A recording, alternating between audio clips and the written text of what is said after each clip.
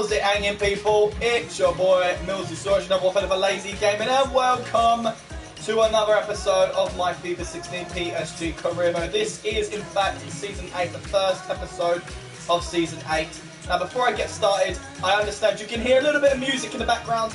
YouTube, spectators, subscribers, everyone in the entire world who sees this video, I do not own the music that you can hear in the background. I do not own it at all. So YouTube, please, please, please keep this video up, because I've got a lot of shit to get through and I really don't need you tearing my shit up. I do not own the music of any of the songs you hear on this content. I do not own it. So please do not get rid of the audio. I beg you. I beg you. I don't own the music. It's just music playing in the background. If this becomes an issue, I will turn it off. I wanted to make that clear because I've got the music on, and do you know what? It might just be easier just going into the settings and turning it off. So that's what I'm going to do. You know what? Instead of me having to constantly say that in all of these fucking episodes, I'll just turn the fucking music off. And you can probably hear me a lot more clearer. I want to apologise in advance because I did not respond to the comments that were sent to me in my previous video, which was the Dying Light co-op playthrough. I am going to be continuing that with Downey, but here's the issue.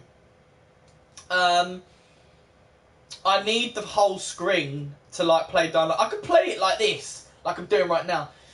But I need the whole screen because I'm making it a non-responsive series where I won't respond to your comments until after the video is over. But in order for me to remember, I might just have a little gadget on my phone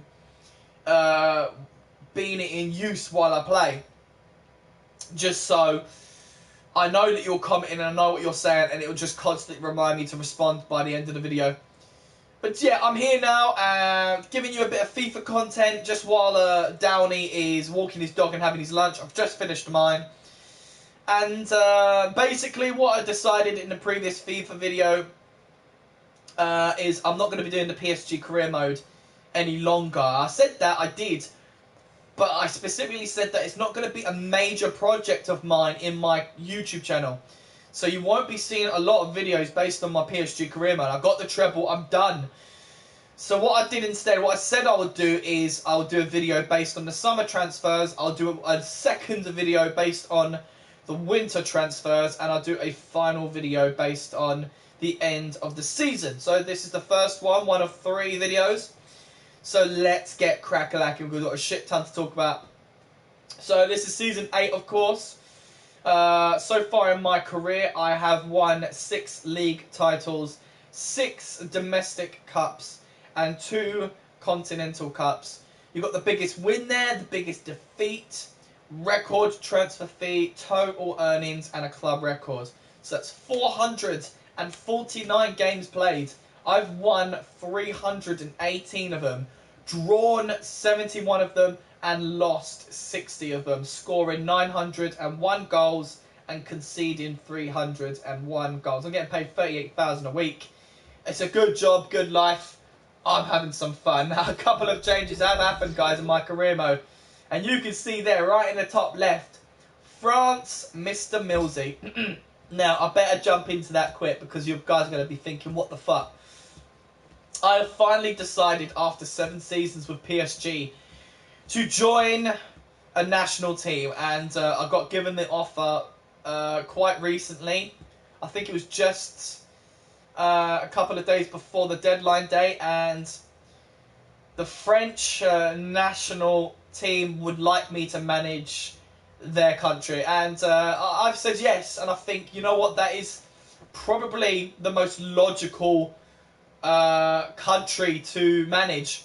I've been in France for 7 years, doing 7 seasons with PSG, so I might as well manage the French team. I mean, being English on the game and off the game, I really wanted to do the England squad, but I didn't want to sit around waiting for an offer. I wanted to get with a club, not a club, a country straight away, so I could be in there from the very beginning, from the first qualifying game.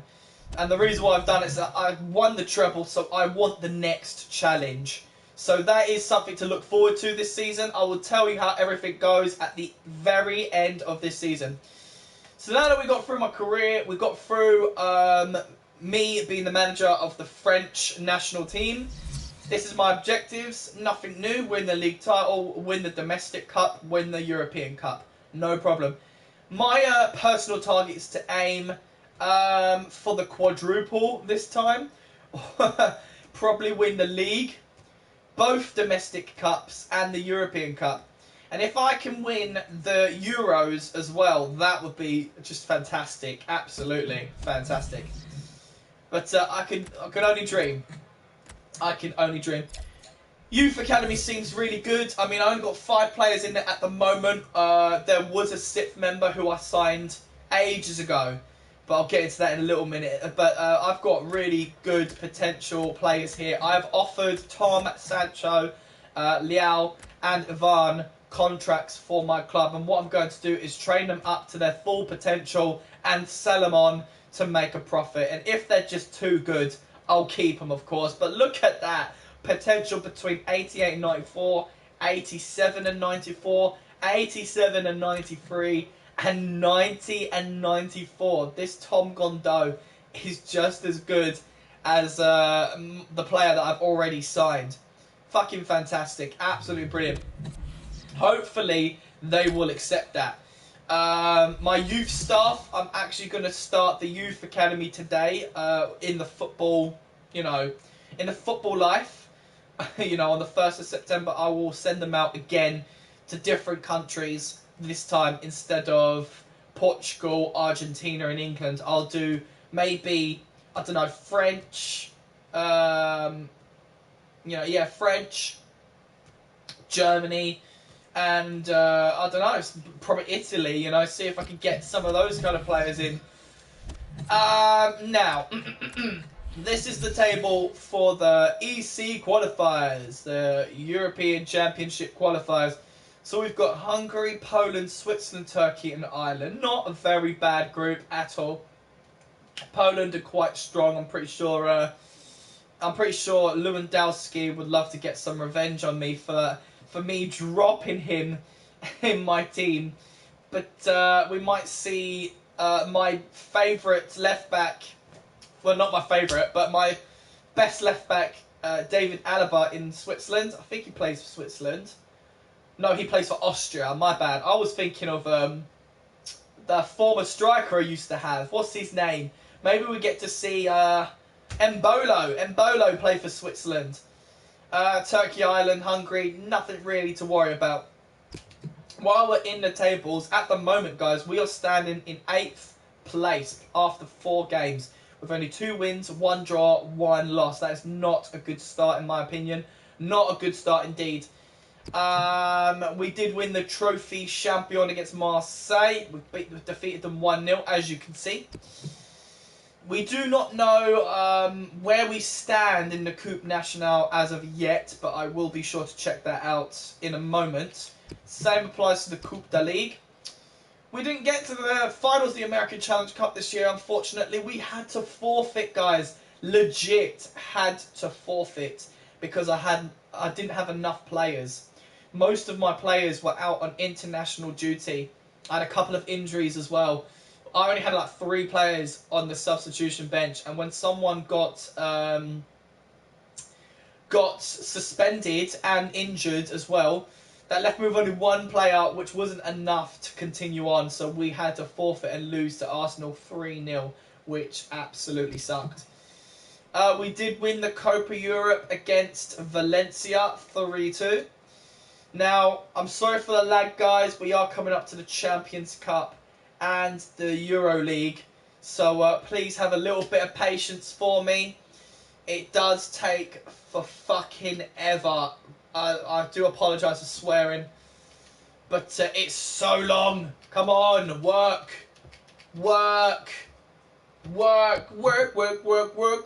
About bloody time. So now that I know, I've not seen these yet. I've not seen who's participating in this year's Champions Cup, but at least you guys get to see this with me. So for Group A, we've got Manchester United, Atletico Madrid, Wolfsburg, and Panathinaikos. Panathinaikos, I think. Now, we know Panath is not going to survive in that group at all, but it's hard to say who's going to be top 2 clubs, as we are in Season 8 now, and I have no idea who plays for who. But we'll check that out in a minute. Group B, we've got Borussia Dortmund, Porto, Marseille, and Celtic. So best of luck to the Celtic team. And it would be nice facing my Liga rivals, Marseille, in the Champions Cup. Let's see if they can survive. Group C, we've got actually Bayern, Spurs, Napoli, and Basel. Pretty dominant team. Group D, we've got Real Madrid, Juventus, Lyonnais, and Braga. So my money is on Braga not making it through to the round of 16, I do believe it's called. Group E, we've got Barcelona, Lazio, Zenit, and Galatasaray. Very, looks like it's a very, perhaps simple group for Barcelona. I do believe, you know, I'm not hating. But there is our group, guys. We have literally hit the jackpot. We've got Moscow, Ajax, and Kiebenhorn. I can't pronounce it, but I do believe we've got the easiest group in the Champions Cup. And then Chelsea, Bayer Leverkusen, PSV, and Standard Liège are in Group G. Group H, we've got Valencia, Manchester City, Montpellier, and Spartak Moscow. And that, boys and girls, is the Champions Cup. But moving on to the Euro League, it's going to be some more lag, unfortunately. So come on, give me the Euro League. The Euro League is a lot bigger than the Champions Cup, not in reputation, but in capacity. There's a lot more teams to get through. So I'll try and get through them as quickly as possible, guys. This is probably going to be a little bit of a lengthy episode. I might be hitting the half-an-hour mark, depending on how much I yabber on. And we all know how much I like to yabber on. It's only until Downey comes back online, really. So once I've done this episode, I'll be playing PSG off camera. And then get back to you guys probably in February the 1st. In game time, of course. Come on! Give me the Euro League, you fuckers. Come on! I'm waiting. EA, sort your shit out. Jesus Christ. I do appreciate the games that you produce for us, though, man. I really do. But this is fucking frustrating. Brilliant. Awesome. Lost connection to EA servers. Right, so Group A, we've got Sevilla, Milan, FC 20, and FC, I'm going to give it a go, Nordjylland? I don't know. Group B, you got Everton, Guimarães, RB Salzburg, and Rosenborg BK. Oh shit, didn't want to do that. You fuckers, you fucking fuckers. Come on. Let me have it, you bastards. Ah, oh, you twats. I'm so sorry, guys. I am so sorry. Come on, man. Ah, oh, this is ridiculous. God, how annoying. How annoying. Jesus flipping Christ. Come on. Come on. Come on. Come on. Bloody arseholes. What are you doing? Come on. Oh, I hate it. I absolutely hate it. This is why I tend to avoid the tables the majority of the time. I love looking at them. It's so interesting to see what's going on around the world, but oh, it's so frustrating. You got to try and avoid the Champions Cup and the Euro League. I don't know why it lags. It's ridiculous. Ah, oh, about time. So it's R1. Okay, so Group C, we've got Fiorentina, Toulouse, Molde FK, and Shamrock Rovers.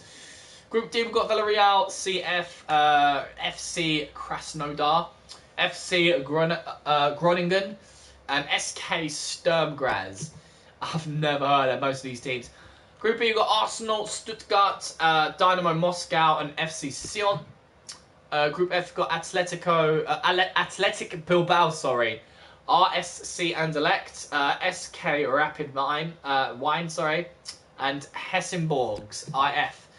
Group G, Real Sociedad, Borussia Mönchengladbach, Club Brugge, and Hearts. Ooh. Group H, Liverpool, FC Utrecht, Fenerbahce, and FC Zurich. Group I, we've got FC Schalke, Nacional, Lech Poznan, and Grasshopper. Group J, we've got SL Benfica, AZ, LOSC Lille and Dundee United. Group K, Roma, Sporting CP. Excuse me, just clearing my throat. But Bursaspor and Malmo FF. Group L, AS Monaco, Olympiacos CFP, Besiktas and Kuban Krasnodar.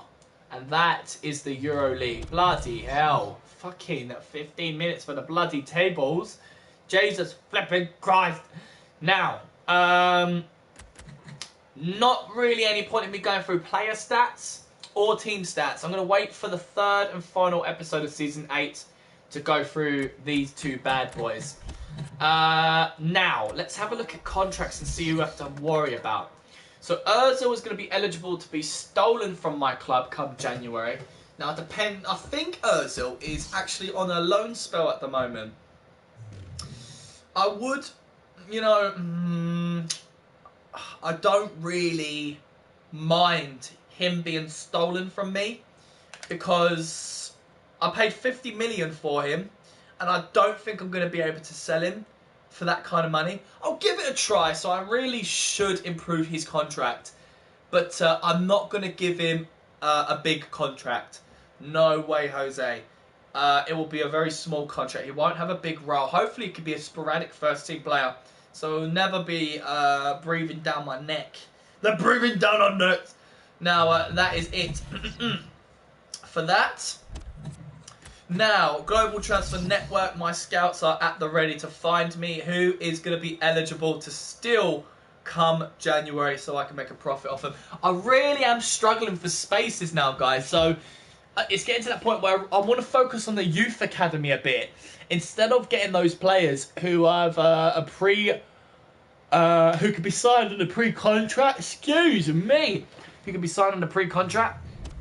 But I will be sending them out. And look at our finances. After the summer transfer window, on a 90/10 budget split, we have $399,543,168 in the transfer budget. We have hit the jackpot, and it is ridiculous. New wage budget of $853,724. It can all be readjusted, guys. We are swimming in money. It is absolutely ridiculous. Allow me to introduce to you my shortlist. I'm going to quickly go through them to explain to you guys why these guys are in my shortlist. So Alexis Sanchez has that special something. Whenever a player has that special something, I'm going to keep an eye on them because I think Alexis Sanchez could do well in my club. I mean, he is 33 years old, so he's only got 2 seasons left. But the reason why I was interested in Alexis Sanchez is because he can play not only on the left wing, but he can also play on the right wing. So he would make a formidable bench player in my club. We've got Baldiao Keita, 83 overall left winger. So this player has that special something as well. We got Morata, whose contract expires. Now, the majority of these players have expiring contracts, which is the reason why they are in my shortlist. So, Michael Frey. Paulo Dybala was really high in demand during the summer transfer window, but I was being such a cock block, and whenever another club would try to pursue him, I would just jump into the deal, make a better offer to Real Sociedad, and they would accept it. I would try to convince Dybala of a contract. He would accept it, but I would not bring him to the club. And that, boys and girls, is how you cock block. Nabil Fekir. Someone who does really catch my eye. Now, I brought him into my French national team. He wasn't originally on there, and I noticed how he was 87 overall, and I was like, you know what, you need to be in my team. You need to be in my national team. He also has that special something, so I'm keeping a close eye on him as well to try and, you know, learn something or two from him. Messi's always going to be in my short list. I always want to keep an eye on him and watch him frail away into an old man. I did everything within my power to try and bring him over, guys. I offered him so much as $7 million a week. He is not budging. There's no way on God's green earth I'm going to be able to convince Lionel Messi to come in this career mode. But I will keep trying. I will not give up, guys. But it's just one of those things. Former PSG man, Lucas seems to be doing really well for himself. He has an expiring contract. So maybe we could bring him back to the club. I'm getting all these people back who used to be a part of my team. Promes. Has that special something? I think he's... hang on a minute. Where's he from? The Netherlands. Yeah, I thought for a second there he was part of my French national team. Thomas Muller. Obviously someone who has caught my eye, but his contract expires very soon. So I definitely will be signing him. Oliver Torres. Contract expiry. Koke, former PSG man as well, who I sold quite some time ago. We'll bring him back to try and make a profit off him if there's enough room. Roberto Firmino has that special something. Someone I've never played with in my career mode before. So Christian Eriksen has that special something. Lorenzo Insigne has that special something. Maximilian Meyer, he's special. Marco Reus, definitely someone I'm going to sign in January. Julian Brandt has that special something. So instead of me checking and telling you exactly, I'm just going to go down the list, guys.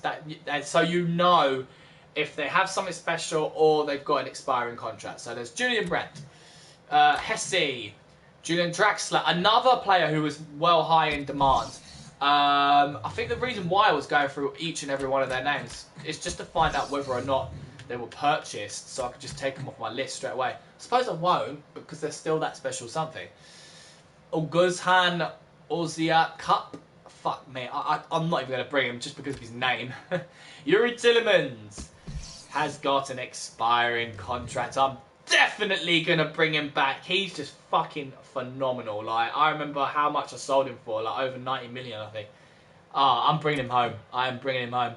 Pazoa, Daniel Basile, Gundogan, Kovacic, I can't fucking pronounce it. Thiago, Xhaka, Diolafu, Oxlade-Chamberlain, Silva, Bruma, Carrillo, Bellarabi, Cohen, Gonalons, Wendell, Romagnoli, Martins Indy, Boateng, Ginter, Carvajal, Damian, Romo, Herzl, Lopez, De Gea, Keane, Horn, Courtois, Rangnick, definitely Rangnick, because look at this. Except for the interest shown by Manchester United, he is also one of the world's best goalkeepers. He will be a fantastic replacement to Manuel Neuer and João Carlos. Same applies to Courtois. I'll be signing him in January, most definitely. But Manchester United are looking for new goalkeepers. So I'm really looking forward to checking out all the major clubs' squad, just to see who actually is there and whether they seem worthy as opponents. So guys, I'm in a bit of a dilemma. Now, before I go and take you to the sell player section, I want to show you the transfer negotiations that went down. So successfully, Luis Suarez has been loaned out to Montpellier. So we will be able to keep track of his stats at the end of the season. Lewandowski joined us as a pre-season contracted player. Ozil's gone on a 1-year loan to Deportivo, I think. Carvalhal joined us, so did Isco, Alba, Goetze.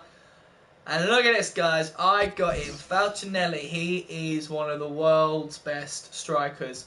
88 overall. He is incredible. Like, I looked through his stats, and unfortunately, at the moment, he is just a bench player in my club. I've got way too many world-class strikers who are more suitable to be in the team than he is. You know, I have Lewandowski, I have Aguero, I have Griezmann, Lacazette. My strikers are just, it's just out of control. But I did get Falcinelli for a transfer fee of $30 million. How I did that, I think I gave a player as well to FC Schalke because he was valued at over 100 million. Rakitic has gone to Borussia Mönchengladbach, I think it is. Sterling, same place. So at least they get to keep each other company. Guerrero, Depay, and Pastore. Now, Depay, I think, is a glitch player of mine. He apparently plays for Real Sociedad. I don't know why, but he should be a part of my club. So we have a glitched player. And I knew that would happen, and it's flipping typical, Depay being one of them.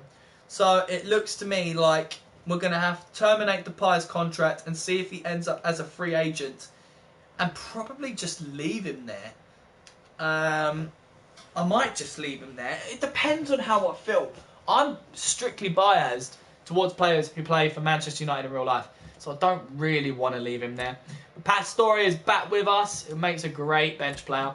Stones has gone to Lyonnais. So a lot of my rival clubs have handpicked some of my players for a loan spell. So hopefully they don't treat them like shit and get them the game time they deserve.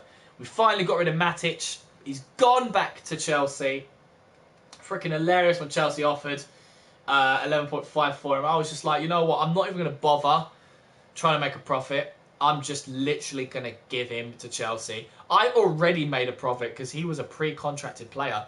So I made a profit of 11.5 in transfer fees. So I am not fussed whatsoever.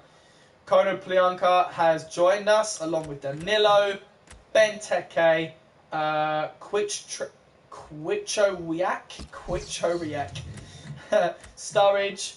Costa has gone to RC Deportivo, so a lot of my players have gone to that club for a year loan. We have Salah.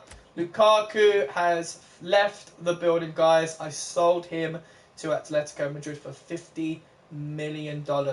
Made a huge profit on that one, but best of luck, Lukaku. Best of luck. We got Shaqiri, Lamela, Sanabria, El Shaarawy, Gomez, Moreno, and Halilovic has gone to Wolfsburg for a year loan. Januzaj has been sold to Chelsea for $35 million. Made a good profit there. So, best of luck, Januzaj.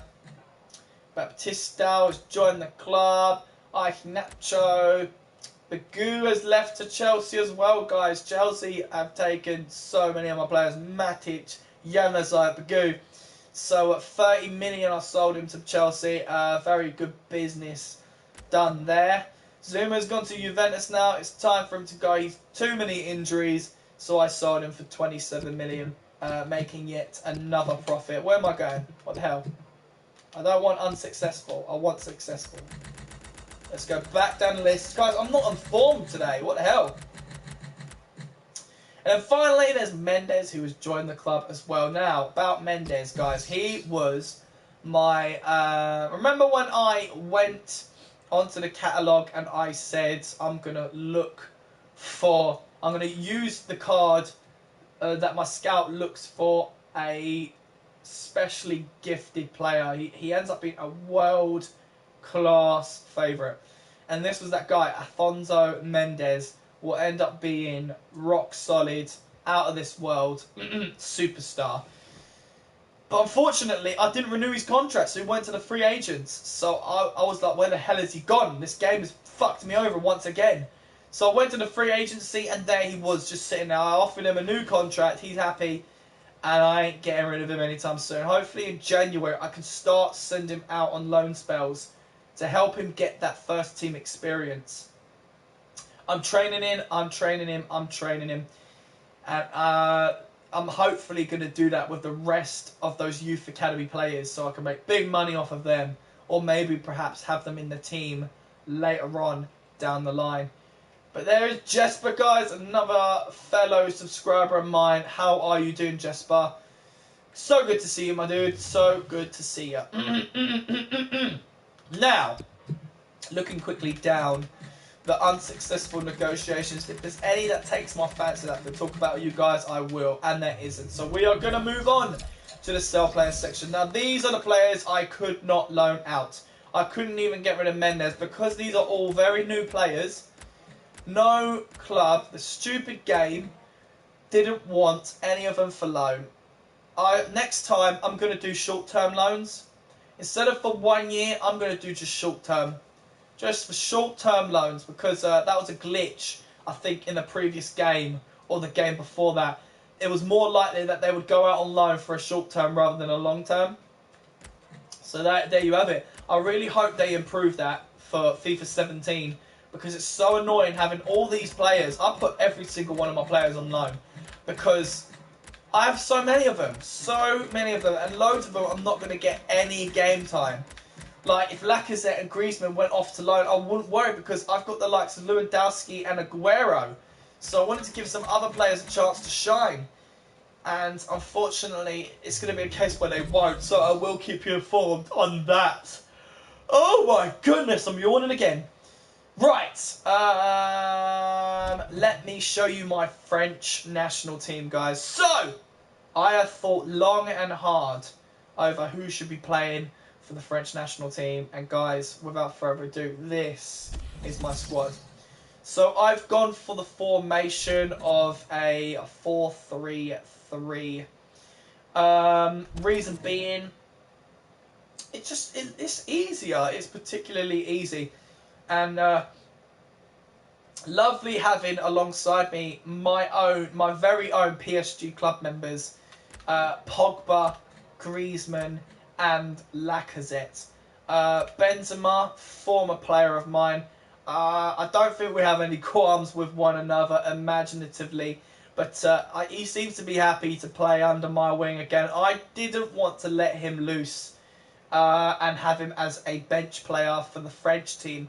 So I'm giving him a chance. You know, he's an old man, but I'm giving him a chance to prove to me that he has what it takes to be France's #1 striker. So we have Benzema as my striker. Alongside him will be none other than the striker, Feka. I love his name, Feka. Now, Feka can play as a left winger, so being 87 overall, I wanted him to be in the starting 11. So instead of choosing an actual left winger who wasn't near good enough as Feka, I have decided that he should be my left winger, and he is. Now, same applies to Lacazette. He was the right winger for my club, so I wanted to stay in practice. He's going to be the right winger for my French national team. So that is my three musketeers. Now, I needed Griezmann to come out of the bench. I wanted him to be in a starting 11. You know, he's become my #1 striker for my club, PSG. He plays for the first team as my striker, and I want him to just be a cam for the international duty. I want him to be behind Benzema and support him on the attack. You know, Benzema could teach him a thing or two, but Griezmann will be there and help Benzema. You know, help him score those goals. Now, I've got the luxury of former Manchester United player, current day Manchester United player, Schneiderlin. I get to work alongside him now. He is the best candidate for that position. And he will be working alongside the beast, Pogba! Now, given Pogba the luxury of being a captain, we've been working alongside one another at PSG for a very long time. He deserves it, and he's not going to let me down. I got a back four this time, guys, believe it or not. A back four. So, in my left back position, we've got Masuaku. Masuaku. I cannot pronounce his name, but I'm going to, for short, call him Suyaku. You know, Suyaku is my left back, and Zuma is my right back. Now, I've just sold him, so there's a little bit of bad blood between each other. He gets injured too much, but I'm going to give him one final chance. He's the best candidate for right back, so I want him to play there and there only. Now, I get to work alongside with a former PSG man, Varane. Now, it'll be great working with him again. He's going to be a fantastic defender for the French national team. And he'll be pairing up with against a player who I was going to try and sign, but unfortunately didn't in the end, is Allo. Allo seems to be okay. I think hopefully this is a nice, formidable starting 11. which finally leads me to conclude the goalkeeper, Rufio. I have not had the luxury of working with Rufio, I don't think. I might have tried to sign him at one point as a pre-contracted player. Why am I yawning? God! As a pre-contracted player. Now, I struggled to decide who would be my number one goalkeeper. There was either Rufio or Lloris. Now, I compared them both together, and they are similar in many ways. Now, Rufio is heavier, unfortunately, which won't help, but he does make up for it everywhere else.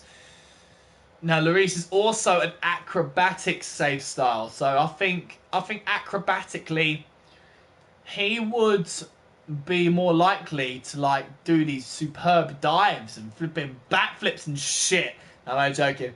But weak foot, Rufio can use his left foot, whereas Lloris can barely use his right foot. He only has one star weak foot. Skill moves doesn't matter for goalkeepers, but none of them have specialities or traits. But have a look at this, the skill attribute comparison. So goalkeeper diving, Lloris is better. Goalkeeper handling, Lloris is better. Goalkeeper kicking, Rufio is better. Goalkeeper positioning, Rufio is better. And goalkeeper reflexes, Lloris is better. It might be a case, guys, where I've made the wrong decision. I think I have. But Rufio's got better jumping and better reactions. I might, because I really solidify the goalkeeper's position by their goalkeeping attributes. And Lloris is better. Alright, we're going to go with Lloris for now. I think that's the better decision, you know. And on my bench, to support the defenders, we've got Laporte and Koulibaly. Koulibaly. Supporting the cam, we have Real. Now, supporting centre midfield as well as the wings, we have Tolisso. Tolisso can... No, sorry, not the wings, sorry. The full-back positions. Tolisso can help with midfield as well as those full-back positions. He's an incredibly flexible player. High attacking work rate and high defensive work rate. I really wanted this guy in my squad, despite being 83 overall. Now, supporting the left wing, we've got Ntep. Supporting the right wing, we've got Laborde. And, of course, the sensational Martial, who will be supporting Benzema in that striking position. I couldn't resist him. He's the best candidate for my second striker.